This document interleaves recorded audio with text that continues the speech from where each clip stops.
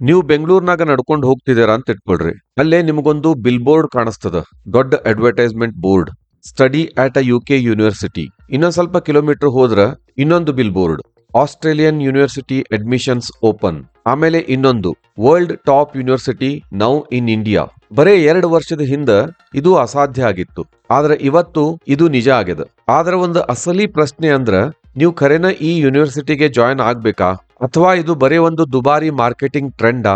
ಯಾಕಂದ್ರೆ ಇವತ್ತು ನಾನು ನಿಮ್ಗೆ ಹೇಳೋ ವಿಷಯ ನಿಮ್ಮ ಲಕ್ಷಾಂತರ ರೂಪಾಯಿಗಳನ್ನ ಉಳಿಸಬಹುದು. ಈ ವಿಡಿಯೋನ ಕೊನೆವರೆಗೂ ನೋಡ್ರಿ, ಯಾಕಂದ್ರೆ ಭಾರತದೊಳಗನ ಫಾರಿನ್ ಡಿಗ್ರಿ ಮಾಡಿದ್ರ ಎಷ್ಟು ಹಣ ಉಳಿಸಬಹುದು, ಆಮೇಲೆ ಅದಕ್ಕಿಂತ ಮುಖ್ಯವಾಗಿ ಎಷ್ಟು ಹಣ ಖರ್ಚು ಮಾಡೋದು ನಿಜವಾಗ್ಲೂ ವರ್ತ್ ಅದನ ಅನ್ನೋದನ್ನ ಕೊನೆಗೆ ಹೇಳ್ತೀನಿ. ನೀವು ನಮ್ಮ ಚಾನೆಲ್ಗೆ ಹೊಸಬ್ರಿದ್ರ ಈಗಲೇ ಸಬ್ಸ್ಕ್ರೈಬ್ ಮಾಡ್ರಿ. ಬಹಳ ವರ್ಷಗಳಿಂದ ಭಾರತೀಯ ವಿದ್ಯಾರ್ಥಿಗಳಿಗೆ ಒಂದು ಆಪ್ಷನ್ ಇತ್ತು. ನಿಮ್ಗ ವಿದೇಶಿ ಡಿಗ್ರಿ ಬೇಕಂತಂದ್ರ ನೀವು ವಿದೇಶಕ್ಕೆ ಹೋಗ್ಬೇಕಾಗ್ತಿತ್ತು. 60 ಲಕ್ಷ ರೂಪಾಯಿ, 80 ಲಕ್ಷ ರೂಪಾಯಿ, ಕೆಲವೊಂದ್ ಸರ್ತಿ 1 ಕೋಟಿಗಿಂತಲೂ ಜಾಸ್ತಿ ಖರ್ಚು ಮಾಡ್ಬೇಕಾಗ್ತಿತ್ತು. ಆದ್ರ ಆಮೇಲೆ ಏನೋ ಬದಲಾತು. ನ್ಯಾಷನಲ್ ಎಜುಕೇಶನ್ ಪಾಲಿಸಿ ಅಡಿ ಒಳಗ ಭಾರತ ಸರ್ಕಾರ ಹೊಸ ನಿಯಮಗಳನ್ನ ತಂತು. ಈಗ ಆಯ್ದ ಕೆಲವು ಟಾಪ್ ಫಾರಿನ್ ಯೂನಿವರ್ಸಿಟಿಗಳು ಭಾರತದೊಳಗ ತಮ್ಮದ ಆದ ಕ್ಯಾಂಪಸ್ಗಳನ್ನ ಓಪನ್ ಮಾಡಬಹುದು. ಇವು ಇಂಡಿಪೆಂಡೆಂಟ್ ಬ್ರಾಂಚ್ ಕ್ಯಾಂಪಸ್ಗಳು. ಬರೇ ಭಾರತೀಯ ಕಾಲೇಜ್ಗಳ ಜೊತೆ ಟೈಅಪ್ ಅಲ್ಲ, ಇಲ್ಲೇ 4 ಬೇರೆ ಬೇರೆ ಮಾಡೆಲ್ಗಳವ. ಮೊದಲೇದ್ದು ಕೊಲಾಬರೇಷನ್ ಪ್ರೋಗ್ರಾಮ್. ಇದ್ರೊಳಗ ಒಂದು ಭಾರತೀಯ ಕಾಲೇಜ್ ಫಾರಿನ್ ಯೂನಿವರ್ಸಿಟಿ ಜೊತೆ ಪಾರ್ಟ್ನರ್ಶಿಪ್ ಮಾಡ್ಕೊಳ್ತದ. ನೀವು ಓದೋದು ಭಾರತೀಯ ಕಾಲೇಜ್ ಒಳಗನ, ಆದ್ರ ಸಿಲೆಬಸ್ ಮಾತ್ರ ಆ ಫಾರಿನ್ ಯೂನಿವರ್ಸಿಟಿ ಡಿಸೈನ್ ಮಾಡಿರ್ತದ ಅಥವಾ ಸಪೋರ್ಟ್ ಮಾಡಿರ್ತದ. ಇಲ್ಲೇ ಕ್ಯಾಂಪಸ್, ಫ್ಯಾಕಲ್ಟಿ ಮತ್ತೆ ಇನ್ಫ್ರಾಸ್ಟ್ರಕ್ಚರ್ ಎಲ್ಲಾನು ಹೆಚ್ಚಾಗಿ ಭಾರತದ್ದ ಆಗಿರ್ತದ. ಎರಡನೇದ್ದು ಡ್ಯುಯಲ್ ಡಿಗ್ರಿ ಪ್ರೋಗ್ರಾಮ್. ಇಲ್ಲಿ ನೀವು ಮಾಡೋ ಒಂದು ಕೋರ್ಸಿಗೆ 2 ಡಿಗ್ರಿ ಸಿಗ್ತಾವ. ಒಂದು ಭಾರತೀಯ ಯೂನಿವರ್ಸಿಟಿಯಿಂದ, ಇನ್ನೊಂದು ಫಾರಿನ್ ಯೂನಿವರ್ಸಿಟಿಯಿಂದ. ಇವು 2 ಇನ್ಸ್ಟಿಟ್ಯೂಷನ್ ಸೇರಿ ಜಂಟಿಯಾಗಿ ಈ ಪ್ರೋಗ್ರಾಮ್ ಅನ್ನ ನಡೆಸ್ತಾವ. ಮೂರನೇದ್ದು ಟ್ರೈನಿಂಗ್ ಪ್ರೋಗ್ರಾಮ್. ಈ ಮಾಡೆಲ್ ಒಳಗ ನಿಮ್ಮ ಕೋರ್ಸ್ನ ಮೊದಲ ಭಾಗವನ್ನ ನೀವು ಭಾರತದೊಳಗ ಓದ್ತೀರಿ, ಆಮೇಲೆ ಬಾಕಿ ಇರೋ ವರ್ಷಗಳನ್ನ ಮುಗಿಸ್ಲಿಕ್ಕೆ ವಿದೇಶ ಒಳಗಿರೋ ಆ ಯೂನಿವರ್ಸಿಟಿಗೆ ಟ್ರಾನ್ಸ್ಫರ್ ಆಗ್ತೀರಿ. ಉದಾಹರಣೆಗೆ 2 ವರ್ಷ ಭಾರತದೊಳಗ, 2 ವರ್ಷ ಆಸ್ಟ್ರೇಲಿಯಾದಾಗ. ಕೊನೆಯದಾಗಿ ಬ್ರಾಂಚ್ ಕ್ಯಾಂಪಸ್. ಇದು ತೀರಾ ಹೊಸ ಮಾಡೆಲ್. ಇಲ್ಲೇ ಫಾರಿನ್ ಯೂನಿವರ್ಸಿಟಿನ ನೇರವಾಗಿ ಭಾರತದೊಳಗ ತನ್ನದ ಆದ ಒಂದು ಕ್ಯಾಂಪಸ್ ಅನ್ನ ಓಪನ್ ಮಾಡ್ತದ. ಇದು ಯಾವ್ದ ಇಂಡಿಯನ್ ಯೂನಿವರ್ಸಿಟಿಗೆ ಅಟ್ಯಾಚ್ ಆಗಿರುವುದಿಲ್ಲ. ಇಲ್ಲಿನ ಸಿಲೆಬಸ್, ಅಕಾಡೆಮಿಕ್ ಸ್ಟ್ಯಾಂಡರ್ಡ್ಸ್ ಮತ್ತೆ ಡಿಗ್ರಿ ಎಲ್ಲಾನು ಫಾರಿನ್ ಯೂನಿವರ್ಸಿಟಿನ ಕಂಟ್ರೋಲ್ ಮಾಡ್ತದ. ನೀವು ಓದ್ತಿರೋದು ಭಾರತದೊಳಗನ ಆದ್ರೂನು ಆ ಫಾರಿನ್ ಯೂನಿವರ್ಸಿಟಿಯ ಇಂಡಿಯನ್ ಕ್ಯಾಂಪಸ್ ಒಳಗನ ಡೈರೆಕ್ಟ್ ಆಗಿ ಎನ್ರೋಲ್ ಆಗ್ತೀರಿ. ನಾವು ಇವತ್ತ ಚರ್ಚೆ ಮಾಡ್ತಿರೋದು ಬರೀ 4ನೇ ಕ್ಯಾಟಗರಿ ಬಗ್ಗೆ ಮಾತ್ರ. ಅಷ್ಟಕ್ಕೂ ಈ ಫಾರಿನ್ ಯೂನಿವರ್ಸಿಟಿಗಳು ಭಾರತಕ್ಕೆ ಯಾಕೆ ಬರ್ತಾವ, ಇದನ್ನ ಅವರ ದೃಷ್ಟಿಕೋನದಿಂದ ಯೋಚನೆ ಮಾಡೋಣ. ಪ್ರಪಂಚದೊಳಗ ಅತಿ ಹೆಚ್ಚು ವಿದ್ಯಾರ್ಥಿಗಳಿರುವ ದೇಶಗಳೊಳಗ ಭಾರತನೂ ಒಂದು. ಪ್ರತಿ ವರ್ಷ ಲಕ್ಷಾಂತರ ವಿದ್ಯಾರ್ಥಿಗಳು ವಿದೇಶದೊಳಗ ಓದ್ಬೇಕು ಅಂತ ಹೇಳಿ ಕನಸು ಕಾಣ್ತಾರೆ. ಆದ್ರೆ ತುಂಬಾ ಜನಕ್ಕ ಅಷ್ಟು ದುಡ್ಡು ಖರ್ಚು ಮಾಡ್ಲಿಕ್ಕೆ ಆಗುದಿಲ್ಲ. ಇನ್ನು ಕೆಲವರಿಗೆ ವೀಸಾ ನಿಯಮಗಳ ಬಗ್ಗೆ ಚಿಂತೆ ಇರ್ತದ, ಮತ್ತೆ ಕೆಲವರಿಗೆ ಕುಟುಂಬದಿಂದ ದೂರ ಇರ್ಲಿಕ್ಕೆ ಇಷ್ಟ ಇರುವುದಿಲ್ಲ. ಒಂದು ಫಾರಿನ್ ಯೂನಿವರ್ಸಿಟಿಗೆ ಭಾರತ ಅನ್ನೋದು ಒಂದು ದೊಡ್ಡ ಮಾರ್ಕೆಟ್. ಭಾರತೀಯ ವಿದ್ಯಾರ್ಥಿಗಳು ತಮ್ಮ ಹತ್ರ ಬರೋವರೆಗೂ ಕಾಯೋ ಬದಲು ಅವರೊಂದು ಡಿಸಿಷನ್ ತಗೋತಾರ, ನಾವ ಭಾರತಕ್ಕೆ ಹೋಗೋಣ ಅಂತ. ಇದೊಂದು ನಿಜಕ್ಕೂ ಸ್ಮಾರ್ಟ್ ಬಿಸ್ನೆಸ್ ಡಿಸಿಷನ್. ಮತ್ತೆ ತುಂಬಾ ಜನ ವಿದ್ಯಾರ್ಥಿಗಳಿಗೆ ಇದೊಂದು ಅದ್ಭುತವಾದ ಅವಕಾಶನೂ ಆಗ್ಬಹುದು. ಆದ್ರ ಕೇವಲ ಸರಿಯಾದ ವಿದ್ಯಾರ್ಥಿಗಳಿಗೆ ಮಾತ್ರ. ಇಲ್ಲೇ ಒಂದು ಟ್ವಿಸ್ಟ್ ಇರೋದು. ಬಹಳಷ್ಟು ಅಡ್ವರ್ಟೈಸ್ಮೆಂಟ್ ಗಳು ಹೆಂಗಿರ್ತಾವಂತಂದ್ರ, ನಿಮಗ ಲಂಡನ್ ಅಥವಾ ಸಿಡ್ನಿ ಒಳಗ ಓದಿದಷ್ಟನ ಸೇಮ್ ಎಕ್ಸ್ಪೀರಿಯನ್ಸ್ ಸಿಗ್ತದ ಅನ್ನೋ ತರ ಇರ್ತಾವ. ಸ್ವಲ್ಪ ರಿಯಾಲಿಟಿ ಯೋಚನೆ ಮಾಡೋಣ. ಇಂಥ ಡಿಗ್ರಿಗಳಿಗೆ ರಿಕಗ್ನೇಷನ್ ಇರ್ತದನ? ಹೌದು, ಇರ್ತದ. ಅವರ ಕರಿಕ್ಯುಲಮ್ ಹೆಚ್ಚಾಗಿ ಅವರ ಮೇನ್ ಕ್ಯಾಂಪಸ್ ತರಾನ ಇರ್ತದನ? ಹೌದು, ಅದು ಇರ್ತದ. ನಿಮ್ಗ ಸೇಮ್ ಇಂಟರ್ನ್ಯಾಷನಲ್ ಎಕ್ಸ್ಪೋಜರ್ ಸಿಗ್ತದನ? ಒಂದು ಮಟ್ಟಿಗೆ ಸಿಗ್ತದ.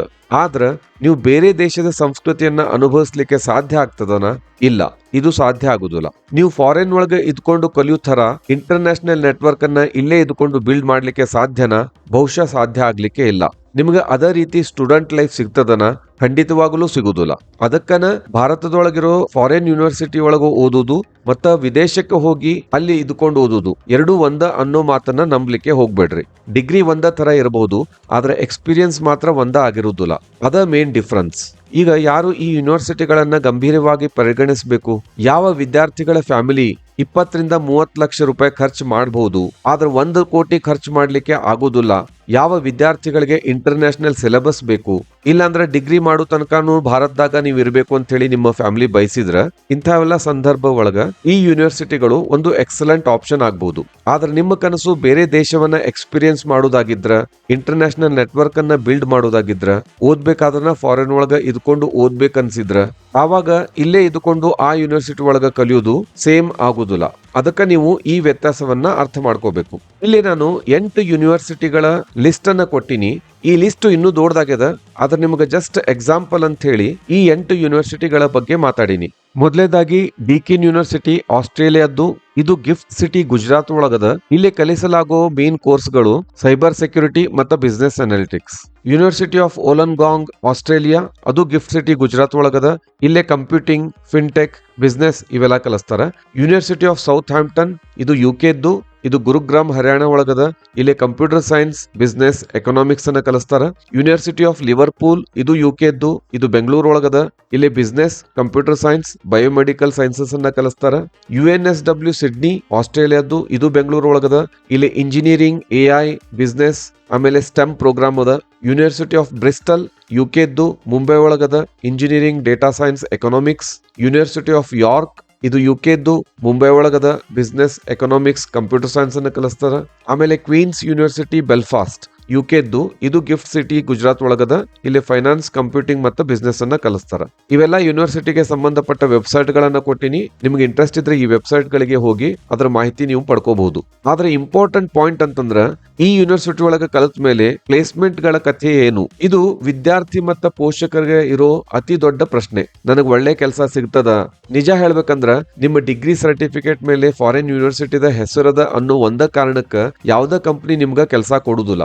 ಕಂಪನಿಗಳು ಕೆಲಸ ಕೊಡುದು ನಿಮ್ಮ ಸ್ಕಿಲ್ಸ್ ಗಳನ್ನ ನೋಡಿ. ನೀವು ಭಾರತದೊಳಗಿರೋ ಒಂದು ಫಾರಿನ್ ಯೂನಿವರ್ಸಿಟಿಯಿಂದ ಡಿಗ್ರಿ ಪಡಿಬಹುದು, ಆದ್ರೆ ನಿಮ್ಮ ಹತ್ರ ಸರಿಯಾದ ಸ್ಕಿಲ್ಸ್, ಇಂಟರ್ನ್ಶಿಪ್, ಪ್ರಾಜೆಕ್ಟ್ಸ್ ಅಥವಾ ಕಮ್ಯುನಿಕೇಶನ್ ಸ್ಕಿಲ್ಸ್ ಇಲ್ಲ ಅಂತಂದ್ರೆ ಬರೀ ಆ ಡಿಗ್ರಿ ನಿಮ್ಗೆ ಕೆಲಸದ ಗ್ಯಾರಂಟಿ ಕೊಡುದಿಲ್ಲ.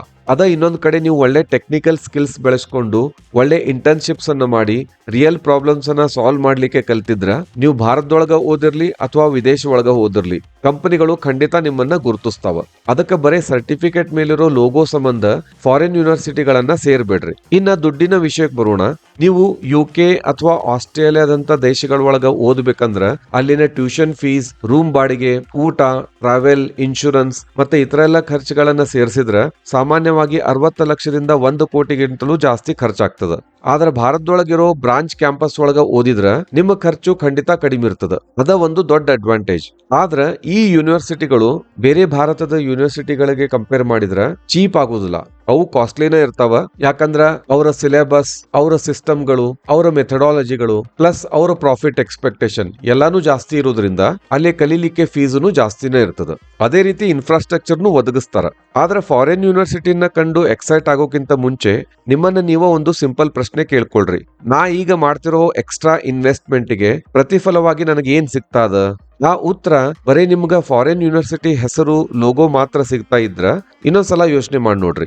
ಇಲ್ಲಾಂದ್ರ ನಿಮ್ ಉತ್ತರ ಒಳ್ಳೆ ಟೀಚಿಂಗ್, ಇಂಡಸ್ಟ್ರಿ ಎಕ್ಸ್ಪೋಜರ್, ಇಂಟರ್ನ್ಯಾಷನಲ್ ಅಪಾರ್ಚುನಿಟಿಗಳು ಮತ್ತೆ ನಿಮ್ಗ ಗೋಲ್ಸ್ ತಕ್ಕಂಗ ಕರಿಕ್ಯುಲಮ್ ಸಿಗ್ತದ ಅನ್ನೋದಾಗಿದ್ರ ಖಂಡಿತ ಇಂಥ ಯೂನಿವರ್ಸಿಟಿಗಳನ್ನ ನೀವು ಕನ್ಸಿಡರ್ ಮಾಡಬಹುದು.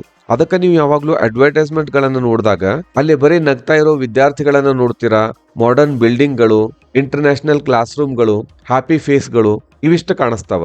ಆದ್ರೆ ಯಾವ ವಿಷಯ ನಿಜವಾಗ್ಲೂ ಮುಖ್ಯ ಅದ ಅದನ್ನ ಅವ್ರು ಅಷ್ಟಾಗಿ ಹೇಳುದಿಲ್ಲ. ನಿಮ್ಗೆ ಯಾರು ಪಾಠ ಮಾಡ್ತಾರ, ಫಾರಿನ್ ಯೂನಿವರ್ಸಿಟಿನ ಮೇನ್ ಕ್ಯಾಂಪಸ್ ದಿಂದ ಎಷ್ಟು ಜನ ಫ್ಯಾಕಲ್ಟಿಗಳು ಇಲ್ಲಿ ಬರ್ತಾರ, ಇಂಟರ್ನ್ಶಿಪ್ ಅವಕಾಶಗಳ ಹೆಂಗವ, ಭಾರತ ಒಳಗ ಅವರ ಇಂಡಸ್ಟ್ರಿ ನೆಟ್ವರ್ಕ್ ಎಷ್ಟು ಸ್ಟ್ರಾಂಗ್ ಆಗ್ಯದ, ನಿಮ್ಗೆ ಫಾರಿನ್ ಒಳಗಿರೋ ಮೇನ್ ಕ್ಯಾಂಪಸ್ ಒಳಗ ಅಟ್ಲೀಸ್ಟ್ 1 ಸೆಮಿಸ್ಟರ್ ಅನ್ನು ಓದ್ಲಿಕ್ಕೆ ಅವಕಾಶ ಸಿಗ್ತದೇನು, ನೀವು ಫೀಸ್ ಕಟ್ಟಕ್ಕಿಂತ ಮುಂಚೆ ಕೇಳಬೇಕಾದ ಪ್ರಶ್ನೆಗಳಿವು. ಬರೀ ಒಂದು ಬ್ರೋಷರ್ ನೋಡಿ ಅಥವಾ ಅವರು ಮಾರ್ಕೆಟಿಂಗ್ ಟಾಕ್ಸ್ ಗೆ ಮಾರು ಹೋಗಿ ಯೂನಿವರ್ಸಿಟಿಯನ್ನ ಆಯ್ಕೆ ಮಾಡ್ಲಿಕ್ಕೆ ಹೋಗ್ಬೇಡ್ರಿ. ಹಂಗಂದ್ರೆ ನೀವು ಸೇರ್ಲೇಬೇಕಾ? ಈಗ 3 ಟೈಪದ ವಿದ್ಯಾರ್ಥಿಗಳು ಇದ್ದಾರಂತ ಹೇಳಿ ಅನ್ಕೊಳ್ರಿ. ಮೊದಲೇ ವಿದ್ಯಾರ್ಥಿಗೆ ಕಂಪ್ಲೀಟ್ ಇಂಟರ್ನ್ಯಾಷನಲ್ ಎಕ್ಸ್ಪೀರಿಯನ್ಸ್ ಬೇಕು, ಬೇರೆ ದೇಶ ಒಳಗನೆ ಇರಬೇಕು, ಬೇರೆ ಸಂಸ್ಕೃತಿಯ ಜನರನ್ನ ಭೇಟಿ ಮಾಡಬೇಕು, ಸ್ವತಂತ್ರವಾಗಿ ಬದುಕಬೇಕು ಮತ್ತೆ ಗ್ರಾಜುಯೇಷನ್ ಆದ್ಮೇಲೆ ಫಾರಿನ್ ಒಳಗನ ಕೆಲಸ ಮಾಡಬೇಕು ಅನ್ನೋ ಆಸೆ ಇರ್ತದ. ಇಂಥ ವಿದ್ಯಾರ್ಥಿಗೆ ವಿದೇಶಕ್ಕೆ ಹೋಗಿ ಓದೋದನ್ನ ಇವತ್ತಿಗೂ ಬೆಸ್ಟ್ ಚಾಯ್ಸ್. ಎರಡನೇ ಟೈಪ್ ವಿದ್ಯಾರ್ಥಿಗೆ ಇಂಟರ್ನ್ಯಾಷನಲ್ ಸಿಲೆಬಸ್ ಬೇಕಾಗಿರ್ತದ, ಆದ್ರೆ ಫ್ಯಾಮಿಲಿ ಹತ್ರನೂ ಇರಬೇಕು ಮತ್ತೆ ಸಾಕಷ್ಟು ದುಡ್ಡನ್ನು ಉಳಿಸ್ಬೇಕು ಅನ್ನೋ ಆಸೆ ಇರ್ತದ. ಅಂಥ ವಿದ್ಯಾರ್ಥಿಗಳಿಗೆ ಭಾರತದೊಳಗಿರೋ ಫಾರಿನ್ ಯೂನಿವರ್ಸಿಟಿ ಕ್ಯಾಂಪಸ್ ಒಂದು ಒಳ್ಳೆ ಆಪ್ಷನ್. ಇನ್ನು ಮೂರನೇ ಟೈಪ್ ವಿದ್ಯಾರ್ಥಿ ತನಗೆ ನಿಜವಾಗ್ಲೂ ಏನ್ ಸಿಗ್ತಾ ಇದೆ ಅಂತ ಅನ್ನೋದನ್ನ ಅರ್ಥ ಮಾಡ್ಕೊಳ್ಳೋದನ್ನ ಬರೀ ಫಾರಿನ್ ಯೂನಿವರ್ಸಿಟಿ ಅನ್ನೋದಕ್ಕ ಅಟ್ರಾಕ್ಟ್ ಆಗಿರ್ತಾನ. ಆ ಟೈಪ್ ವಿದ್ಯಾರ್ಥಿಗೆ ನಾ ಹೇಳುದಿಷ್ಟ, 1 ನಿಮಿಷ ತಡೀರಿ, ರಿಸರ್ಚ್ ಮಾಡ್ರಿ, ಕಂಪೇರ್ ಮಾಡಿ ನೋಡ್ರಿ, ಆಮೇಲೆ ಡಿಸೈಡ್ ಮಾಡ್ರಿ. ನೀವು ಕಾಲೇಜ್ ವೆಬ್ಸೈಟಿಗೆ ಹೋಗಿ ಮಾಹಿತಿ ಪಡಿಬಹುದು, ಇಲ್ಲ ಬೇರೆ ಬೇರೆ ವೆಬ್ಸೈಟ್ಗಳ ಒಳಗ ಆ ಕಾಲೇಜ್ಗಳ ರಿವ್ಯೂ ಅನ್ನು ನೋಡಬಹುದು. ಈ ವಿಡಿಯೋ ನಿಮಗೊಂದು ಕ್ಲಾರಿಟಿ ಕೊಟ್ಟಿದ್ರ PUC ಅಥವಾ ಗ್ರಾಜುಯೇಷನ್ ಆದ್ಮೇಲೆ ಮುಂದೆ ಓದ್ಕೋಬೇಕು ಅನ್ಕೊಂಡಿರೋ ನಿಮ್ಮ ಫ್ರೆಂಡ್ಸ್ ಜೊತೆ ಇದನ್ನ ಶೇರ್ ಮಾಡ್ರಿ. ಈ ವಿಡಿಯೋ ನೋಡಿ ನಿಮ್ಗೆ ಏನ್ ಅನಿಸ್ತು ಅನ್ನೋದನ್ನ ಕಾಮೆಂಟ್ ಮಾಡ್ರಿ.